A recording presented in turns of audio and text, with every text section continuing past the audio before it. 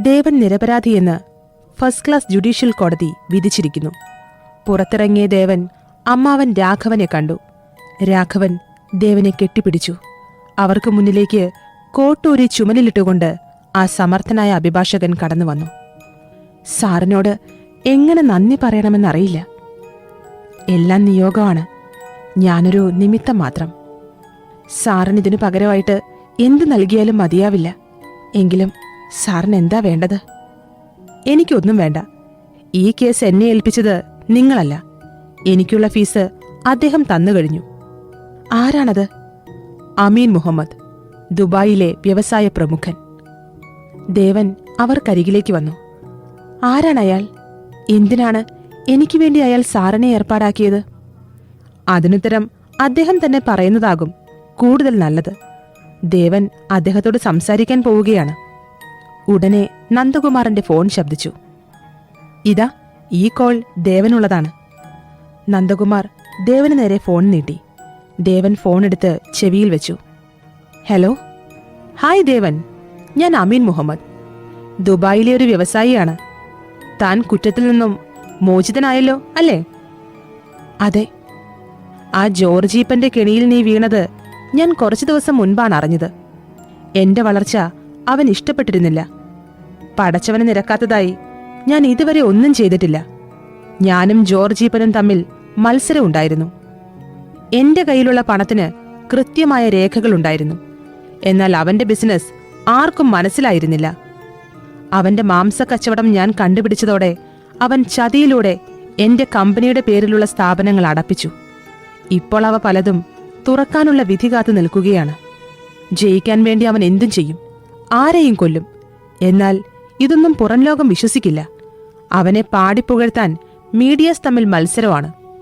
അവനുമായുള്ള മത്സരത്തിൽ എന്റെ സ്ഥാപനങ്ങൾ പലതും അടഞ്ഞു. അതിലെ ജോലിക്കാരുടെ കുടുംബം ഞാൻ കാരണം അനാഥമാകാതിരിക്കാൻ ഞാനവർക്ക് എന്റെ മറ്റ് സ്ഥാപനങ്ങളിൽ ജോലി നൽകി. അന്നു മുതൽ ഞാനും നിശ്ചയിച്ചു, അവന് ചതിയുടെ ഭാഗത്തിലൂടെയാണ് വിജയമെങ്കിൽ എനിക്ക് ന്യായത്തിന്റെ ഭാഗത്തിൽ കൂടി വിജയിക്കണം. ദേവൻ കുറ്റവിമുക്തനായത് അവനിപ്പോൾ അറിഞ്ഞു കാണും. ഇന്നു മുതൽ അവന്റെ പതനമാണ്. ഞാൻ ദേവനെ വൈകിട്ട് വിളിക്കാം. അമീൻ മുഹമ്മദിന്റെ ഫോൺ കട്ടായി. ദേവൻ തന്റെ ബാഗും ഫോണും കോടതിയിൽ നിന്നും തിരികെ കൈപ്പറ്റി. പുറത്തേക്കിറങ്ങുമ്പോൾ മുന്നിൽ ASI രവീന്ദ്രൻ. നീ ജയിച്ചു അല്ലേ? വൈകിട്ട് സ്റ്റേഷനിലേക്ക് വരണം. നിന്റെ ബൈക്ക് നിനക്ക് കൊണ്ടുപോവാം. റിയാസ് സാറിന് പകരം ചാർജ് എടുക്കാനുള്ള സാർ നാളെയേ വരൂ. രാത്രി എനിക്കാണ് ഡ്യൂട്ടി. നീ നേരിട്ട് തന്നെ വരണം. ഞാൻ വരാം സാറേ. ദേവൻ വീട്ടിലെത്തി. സുഭദ്രയും ദേവൂട്ടിയും അവനെ കെട്ടിപ്പിടിച്ചു കരഞ്ഞു. അവനും തേങ്ങി. മുത്തശ്ശി വികാരാധീനയായി അവന്റെ ചുമലിൽ പിടിച്ചു. ചുളിഞ്ഞ കണ്ണുകളിലെ ആ നനവ് കണ്ട് ദേവൻ മുത്തശ്ശിയെ ചേർത്ത് പിടിച്ചു. വീടിനകത്ത് അവനെ കാത്ത മറ്റൊരാൾ ഇരിപ്പുണ്ടായിരുന്നു. മീനാക്ഷി, അവന്റെ പ്രിയപ്പെട്ട മാളൂട്ടി. അവൾ ഇരിക്കുന്നത് അവന്റെ മുറിയിലാണ്. അവളെ കണ്ടതും ഓടിച്ചെന്ന് വാരി പുണരാനാണ് അവന് തോന്നിയത്. പുറകിൽ അമ്മയുണ്ട്, അമ്മാവനുണ്ട്, എല്ലാവരും ഉണ്ട്. ദേവൻ അവളുടെ മുൻപിലെത്തി. എന്നാൽ തനിക്ക് ചുറ്റും ആരൊക്കെയുണ്ട് എന്നൊന്നും മീനാക്ഷി ഓർത്തില്ല. അവളുടെ കണ്ണിൽ മറ്റൊരു ലോകമായിരുന്നു. അവിടെ അവളും അവനും മാത്രം.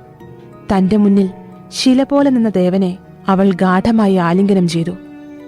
അവളുടെ കണ്ണുനീർ അവന്റെ കുപ്പായത്തിലൂടെ കുതിർന്നിറങ്ങി. മാറിനെ നനയിച്ചു. ദേവൻ ഒരു കൈകൊണ്ട് അവളെ ചേർത്ത് പിടിച്ചു. രാഘവനും മീനാക്ഷിയും പോയതിനു ശേഷം ഉച്ചതിരിഞ്ഞ് ദേവൻ അയൽവാസിയുമായി പോലീസ് സ്റ്റേഷനിൽ പോയി. ദേവന് അവന്റെ ബൈക്ക് ലഭിച്ചിരുന്നു. പോകാൻ നേരം ദേവനോട് അകത്തേക്ക് വരാൻ ASI രവീന്ദ്രൻ പറഞ്ഞു.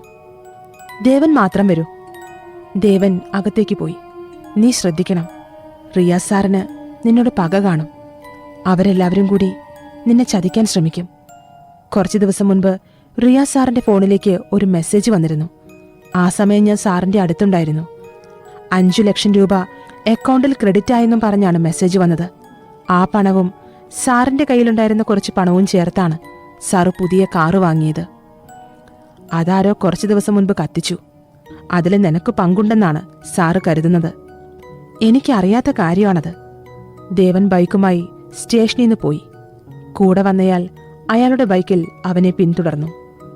വീട്ടിലെത്തിയ നേരം ദേവന്റെ ഫോണിലേക്ക് പരിചയമില്ലാത്ത ഒരു ഗൾഫ് കോൾ വന്നു. ഞാനാ ദേവ, നിന്റെ സ്വന്തം ജോർജ് ഈപ്പൻ. ദേവൻ ഫോണുമായി മുറ്റത്ത് തന്നെ നിന്നു. എന്താ, നിന്റെ വീട്ടുകാരുടെയും ആഘോഷമൊക്കെ കഴിഞ്ഞോ? നിന്റെ അമ്മയോട് പറഞ്ഞേക്ക് മകന്റെ ശവം കണ്ട് നെഞ്ചത്തടിച്ച് കരയാൻ തയ്യാറായിക്കൊള്ളാൻ. കേസിൽ നിന്നും നീ രക്ഷപ്പെട്ടെന്ന് കരുതിയോ? ഇല്ല ദേവാ, ഈ നാട്ടിലെ ഇനിയും മേൽക്കോടതികളുണ്ട്. ഹൈക്കോടതി, അതും കഴിഞ്ഞാൽ സുപ്രീം കോടതി. കൊല്ലപ്പെട്ടവനു വേണ്ടി ആർക്കും കേസ് നടത്താം, വിധിക്കെതിരെ അപ്പീല് പോകാം. പക്ഷേ അതൊക്കെ ചെലവാണ്. മാത്രമല്ല, എനിക്കതിന് സമയവുമില്ല. നിന്നെ തീർക്കാൻ എനിക്ക് അത്രയും ചെലവില്ല ദേവാ. ഞാൻ കൊച്ചിയിൽ അടുത്ത മാസം എത്തും. അതുവരെ നിനക്ക് ആയുസുള്ളൂ. ഇനി മുതൽ ഓരോ ദിവസവും നീ എണ്ണിക്കോ. താൻ തനിക്ക് പറ്റുവാണേ ചെയ്യടോ. ദേവൻ ഫോൺ കട്ട് ചെയ്തു. സുഭദ്ര ഉമ്മറത്തേക്ക് വന്നു. ആരാ മോനെ ഫോണിൽ? ആരുമില്ല. നീ കുളിച്ചിട്ട് വായോ, ഊണ് കഴിക്കാം. ദേവൻ കുളി കഴിഞ്ഞു വന്നു. വീട്ടുകാരുടെ കൂടെ വന്നിരുന്ന് ഭക്ഷണം കഴിക്കാൻ തുടങ്ങി. ഏട്ടാ, എന്താടി ആദ്യമായിട്ട് കാണുന്ന പോലെ നോക്കുന്നേ? ദേവൂട്ടി സുഭദ്രയെ നോക്കി. അമ്മേ, ഞാൻ പറയട്ടെ? ഞാൻ പറയാം. എന്താ അമ്മേ? കുറച്ചു മുൻപ് ഏട്ടൻ വന്നിരുന്നു. അമ്മാവൻ മാളൂട്ടിയായി പോയിട്ട് വീണ്ടും വന്നോ? വന്നോടാ. അവള് ഭയങ്കര പിടിവാശിയിലാണെന്ന്. പിടിവാശിയോ? അതെ, അവൾക്കിപ്പോ കല്യാണം കഴിക്കണമെന്ന്. എന്താ? ദേവന്റെ മനസ്സെന്ന തീരത്ത് പ്രണയത്തിന്റെ 1000 തിരമാലകൾ ആഞ്ഞടിച്ചു. എടാ പൊട്ടാ, അവക്ക് എത്രയും വേഗം നിന്നെ കെട്ടണമെന്ന്. ഓ, അതാണോ കാര്യം? ദേവൻ ഉള്ളിലെ സന്തോഷം പുറത്തു കാണിച്ചില്ല. ദേ ഏട്ടാ, ഒരുമാതിരി ജാട കാണിക്കരുത്. വേഗം കെട്ടാൻ നോക്ക്, എന്നിട്ട് വേണേ എനിക്ക് കെട്ടാൻ. അവൾ തമാശയ്ക്കാണത് പറഞ്ഞതെങ്കിലും സുഭദ്ര അവളെ നോക്കി കണ്ണുമിഴിച്ചു. ആഹാ, എന്റെ മക്കള് കെട്ടാൻ വേണ്ടി കാത്തിരിക്കുവാണോ? ഞാൻ ചുമ്മാ പറഞ്ഞതാണമ്മേ. എനിക്ക് പഠിപ്പ് കഴിഞ്ഞ് ജോലിയൊക്കെ കഴിഞ്ഞിട്ട് മതി കല്യാണം. ആളെ വിടമ്മേ. സുഭദ്ര ദേവനെ നോക്കി. എന്താ മോനെ നിന്റെ അഭിപ്രായം? എന്താ അമ്മാവൻ പറഞ്ഞത്? അമ്മാവന് സമ്മതാണോ? ഏട്ടന് ഒരെതിർപ്പുമില്ല, സന്തോഷം മാത്രമേ ഉള്ളൂ. എനിക്ക് ജോലി കിട്ടിയിട്ട് പോരേ അമ്മേ കല്യാണം. ഞാനും അതാ ചിന്തിച്ചത്. എന്നാ ഏട്ടൻ കണിയാരെ കണ്ടത്രേ. നിന്റെ സമയദോഷമെല്ലാം കഴിഞ്ഞെന്ന്. കല്യാണത്തിന് അനുകൂല സമയാണത്രേ. പിന്നെ നിനക്ക് ഏട്ടന്റെ പരിചയത്തില് ഒരു ജോലി ദുബായിൽ റെഡിയായിട്ടുണ്ട്. 3 മാസം കഴിഞ്ഞാ അവിടെ ജോലി ചെയ്യുന്ന ആള് നാട്ടിലേക്ക് പോരും. ആ ഒഴിവില് നിനക്ക് കയറാമെന്നാണ് ഏട്ടൻ പറഞ്ഞത്. എല്ലാം കൊണ്ടും നല്ല സമയാണെന്ന് കണിയാരെ തീർത്തു പറഞ്ഞത്രേ. ദേവൻ ആദ്യമായി ആ കണിയാരെ സ്നേഹത്തോടെ സ്മരിച്ചു. രാത്രി അമീൻ മുഹമ്മദ് ദേവനെ വിളിച്ചു. ഹലോ, നീ ഒന്നുകൊണ്ടും പേടിക്കണ്ട. ജോർജീപ്പൻ നിന്നെ ഭീഷണിപ്പെടുത്താനായി ചിലപ്പോൾ വിളിക്കും. കുറച്ചുനേരം മുമ്പ് വിളിച്ചിരുന്നു സാർ. ഇന്നൊരു നല്ല ദിവസമാണെന്ന് തോന്നുന്നു ദേവാ. ഇൻഷാ അല്ലാ, എന്റെ അടഞ്ഞുകിടന്ന സ്ഥാപനങ്ങൾ തുറക്കാൻ പോകുന്നു. കോടതി വിധി എനിക്ക് അനുകൂലമായിരിക്കുമെന്ന് എന്റെ അഡ്വക്കേറ്റ്സ് ഉറപ്പ് തന്നിരിക്കുന്നു. സാറിന് എനിക്കൊരു ഉപകാരം ചെയ്യാൻ പറ്റുമോ? പറയൂ. എനിക്ക് വേണ്ടപ്പെട്ടൊരാൾ ഗൾഫിലെവിടെയോ മിസ്സിംഗ് ആണ്. അയാളെ കണ്ടെത്താൻ എന്നെ സഹായിക്കാൻ കഴിയുമോ സാറിന്? ആരാണയാൾ? പേര് ആൻഡോ എന്നാണ്. വിലാസം ഞാൻ പരിശോധിച്ച് അയച്ചു തരാം. ഞാൻ ശ്രമിക്കാം. Thank you sir. ദേവന് പാസ്പോർട്ട് ഉണ്ടല്ലോ? ഉണ്ട് സാർ. എന്റെ കമ്പനിയിൽ ദേവന് താല്പര്യമുണ്ടെങ്കിൽ ജോലി ചെയ്യാം. താങ്ക്സ്. ഞാൻ പറയാം സാർ. തിരക്കൊന്നുമില്ല, നല്ല പോലെ ആലോചിച്ചിട്ട് മതി. ഫോൺ സംഭാഷണം കഴിഞ്ഞതോടെ ദേവൻ ആൻഡോയുടെ വിലാസം മുഹമ്മദ് അമീന് അയച്ചു കൊടുത്തു. ദേവൻ അമ്മയുടെ വാതിലിൽ വന്നു മുട്ടി. കുറെ ദിവസങ്ങൾക്കു ശേഷം ഒന്നാഴത്തിലുറങ്ങിയ സുഭദ്ര ഉറക്കച്ചടവോടെ വാതിൽ തുറന്നു. എന്താ മോനെ? മാളൂട്ടിയായുള്ള കല്യാണം എത്രയും വേഗം നടക്കണം. ഞാൻ റെഡിയാണ്. അത് പറയാനാണോ ഈ നട്ടപ്പാതിരയ്ക്ക് എന്നെ ഉറക്കത്തിന്ന് വിളിച്ചത്? ഇപ്പോഴാണമ്മേ കാര്യങ്ങൾക്കൊരു കളറ് വന്നത്. അവൻ വീണ്ടും മുറിയിലേക്ക് പോയി. ഉറക്കത്തിൽ നിന്ന് മുടിയൊതുക്കി കെട്ടിക്കൊണ്ട് നേരം വെളുത്തുവന്ന് വിഷമത്താൽ എഴുന്നേറ്റ് ദേവൂട്ടി കൂട്ടുവായിട്ടു. എന്താ അമ്മേ? എന്തിനാ ഏട്ടൻ വന്നേ? ഓരോ ഭ്രാന്ത്, അല്ലാതെന്താ? സുഭദ്ര ചിരിച്ചുകൊണ്ട് വാതിലടച്ചു കിടന്നു. ദേവൻ മീനാക്ഷിയെ വിളിച്ചു. എടി. ഹായ് ദേവേട്ടാ. നീ എന്താടി അവിടെ നിരാഹാര സത്യാഗ്രഹത്തിലായിരുന്നെന്ന് കേട്ടല്ലോ. പിന്നെ ഞാനിപ്പോ വയറ് നിറച്ച് കഴിച്ചിട്ടാ കിടന്നത്. അച്ഛൻ വന്നിരുന്നു അവിടെ? വന്നിരുന്നു, നമ്മുടെ കല്യാണക്കാര്യം പറയാൻ. ആ കണിയാന് എന്തെങ്കിലും കാര്യമായിട്ട് കൊടുക്കണം ദേവേട്ടാ. അച്ഛൻ ഇത്ര വേഗം സമ്മതിക്കുന്ന് ഞാൻ കരുതിയില്ല. കൊടുക്കാം. കല്യാണം കഴിഞ്ഞിട്ട് നമുക്ക് അയാളെ വീട്ടിൽ പോയി കാണാം. കഥയെടുത്ത് ഏതുവരെയായി? ജീവിതം കഥയേക്കാൾ നാടകീയമായിട്ട് നീങ്ങുകയല്ലേ മോളെ. ഞാനൊന്ന് കാലുറച്ചിരിക്കട്ടെ, എന്നിട്ടെഴുതും ഒരു വലിയ കഥ. അതില് ഞാനും നീയും നമ്മളെല്ലാവരും ഉണ്ടാവും. ദേവൻ മീനാക്ഷിയോട് സംസാരിച്ച് വളരെ വൈകിയാണ് ഉറങ്ങിയത്. രാവിലെ തന്റെ വാതിലിൽ ആരോ മുട്ടുന്ന ശബ്ദം കേട്ടു. എന്തേ മോനെ, വാതില് തുറക്ക്. നിന്നെ കാണാൻ 3-4 പേര് വന്നിട്ടുണ്ട്. ആരാമേ? എനിക്കറിയില്ല മോനെ. ഉള്ളിൽ ആശങ്കയോടെയാണ് ദേവൻ പുറത്തേക്ക് വന്നത്. ദേവനെ കാണാൻ വന്നിരിക്കുന്നത് 4 പേരാണ്. 2 പുരുഷന്മാരും 2 സ്ത്രീകളും. ഉണ്ണിയും വാസുവും ത്രേസിയും ആൻസിയുമായിരുന്നു അവർ. ദേവൻ ഉണ്ണിയുടെ മുഖത്തേക്ക് നോക്കി ചിരിക്കാൻ ശ്രമിക്കുകയാണ് ചെയ്തത്. എന്നാൽ ഉണ്ണിക്ക് കരയാനാണ് തോന്നിയത്. സാറേ, ഞാൻ ചതിച്ചുവെന്ന് മാത്രം കരുതരുത്. എന്റെ വീട്ടുകാരുടെ ജീവന് വേണ്ടിയാണ് എനിക്ക് സാറിനെ ചതിക്കേണ്ടി വന്നത്. എന്നോട് ക്ഷമിക്കാൻ പറ്റുമോ സാറിന്? ഉണ്ണിയേട്ടൻ കയറിയിരിക്കെ. വാ വാസുവേട്ടാ. അവർ കുറ്റബോധത്തോടെ ആ പടികൾ കയറി പൂമുഖത്തിരുന്നു. ദേവൻ ത്രേസിയുടെയും ആൻസിയുടെയും അടുത്തേക്ക് വന്നു. സന്തോഷായി, വീണ്ടും കാണാൻ കഴിഞ്ഞല്ലോ. സന്തോഷായി. കയറിയിരിക്കു ചേച്ചി. വാ ആൻസി. അവർ പൂമുഖത്തേക്ക് കയറി. സുഭദ്രയും ദേവൂട്ടിയും അവരെ കാണാൻ മുൻപിൽ വന്നു. അമ്മേ, ചായ എടുക്ക്. സുഭദ്ര അടുക്കളയിലേക്ക് പോയി. ദേവൂട്ടി ആൻസിയെ നോക്കി. ത്രേസ്യേച്ചി, കൂടെയുള്ളവരൊക്കെ രക്ഷപ്പെട്ടോ? എല്ലാവരും പോയി മോനെ. അവരുടെ നാട്ടിലേക്ക് പോയി. ഞാനും പോകുവാ ഇവളെയും കൊണ്ട്. ഞങ്ങളെ കൊല്ലാൻ അയാൾ ആളുകളെ അയച്ചിരുന്നു. എങ്ങനെയോ ഞങ്ങൾ ഓടി രക്ഷപ്പെട്ടു. അവർ തിരിച്ചു പോയപ്പോ ആ വീട്ടിലേക്ക് ഞങ്ങൾ മടങ്ങിയെത്തി. പിന്നെ തീ തിന്നാണ് അവിടെ കഴിഞ്ഞത്. എല്ലാവരും അവരവരുടെ നാട്ടിലേക്ക് പോകാൻ തുടങ്ങി. എനിക്കൊരു നാടുണ്ടല്ലോ, ഞാനും പോകാനിരുന്നതാ. അപ്പോഴാണ് ഇവര് മോനെ കാണാൻ പോകുവാന്ന് പറഞ്ഞത്. അപ്പം ഞങ്ങളും കൂടെ പോന്നു. ആരും ഇല്ലെങ്കിലും മോൻ ഞങ്ങളുടെ ആരൊക്കെയോ ആണ് എന്നൊരു തോന്നലുണ്ട്. ത്രേസിയുടെ കണ്ണ് നിറഞ്ഞു. ആര് പറഞ്ഞു നിങ്ങൾക്ക് ആരുമില്ലെന്ന്? ഞാനുണ്ട്. ചേച്ചിയുടെ മകൻ എവിടെയാണെങ്കിലും ഈ ഞാൻ കണ്ടുപിടിക്കും. അതുവരെ നിങ്ങൾക്ക് ഇവിടെ കഴിയാം. സുഭദ്ര അവർക്ക് ചായ നൽകി. ദേവാ, ഒന്ന് വന്നേ. ദേവൻ വീട്ടിൽ വന്നവരെ നോക്കി. ഞാനിതാ വരുന്നു. സുഭദ്ര ദേവനുമായി അകത്തേക്ക് കയറി. നീ എന്താ ഈ പറയണേ? ഇതൊക്കെ ശരിയാണോ? എന്ത്? ആ ചേച്ചി നിൽക്കണ പോലെയാണോ ആ കുട്ടി ഇവിടെ നിൽക്കണത്? പ്രായം തികഞ്ഞ പെണ്ണാ. ആളുകൾ എന്തു പറയും? എന്തു പറയും? നീ പിടിച്ചോണ്ട് വന്നതാണെന്ന് പറയും. അല്ലെന്ന് നമുക്കറിയാലോ. അതല്ലടാ, കാര്യം ഞങ്ങളൊക്കെ പഴയ ആൾക്കാരാ. എന്നാലും നമുക്കൊരഭിമാനമുണ്ട്, നിലയും വിലയുണ്ട്. അത് കളയാൻ പറ്റുമോ? സുഭദ്രേ, പുറത്തുനിന്ന് രാഘവന്റെ ശബ്ദം കേട്ടു. ദേ ഏട്ടൻ വന്നു. രാഘവനെ കണ്ട് വീടിന്റെ പൂമുഖത്തിരുന്നവർ എഴുന്നേറ്റു. ഇരിക്കൂ ഇരിക്കൂ. രാഘവനെ സുഭദ്ര അകത്തേക്ക് കൈകാണിച്ച് വിളിപ്പിച്ചു. അയാൾ അകത്തേക്ക് കയറി. ആരാ സുഭദ്ര ഇവരൊക്കെ? ദേവൻ കാര്യങ്ങൾ വിശദമായി രാഘവനോട് പറഞ്ഞു. സുഭദ്ര പറയുന്നതിലും കാര്യമുണ്ട് ദേവാ. പ്രായം തികഞ്ഞൊരു പെൺകുട്ടിയെ ഈ തറവാട്ടിൽ കയറ്റിയ ആളുകൾ പലതും പറയും. എന്തിനാ വെറുതെ? പാവങ്ങളാ അമ്മാവാ. അവർക്ക് വേണ്ടി നമ്മൾ എന്തേലും ചെയ്യണം. ചെയ്യാലോ. നമ്മുടെ വടക്കേലത്തെ വീട് ഒഴിഞ്ഞു കിടക്കുകയല്ലേ. അവര് കുറച്ചു ദിവസം അവിടെ താമസിക്കട്ടെ. അതാവുമ്പോ എനിക്ക് നോട്ടവും കിട്ടും. കുറച്ചു ദിവസം കഴിഞ്ഞാ എല്ലാം ശരിയാവും. എന്നാ അമ്മാവൻ തന്നെ അവരോടത് പറഞ്ഞേക്ക്. രാഘവൻ പറഞ്ഞതുപോലെ ആ വീട്ടിലേക്ക് ചെല്ലാൻ അവരാദ്യം അത്ര താല്പര്യം കാണിച്ചില്ല. പിന്നെ നിങ്ങൾ അമ്മയും മോളും എന്തു ചെയ്യാനാണ്?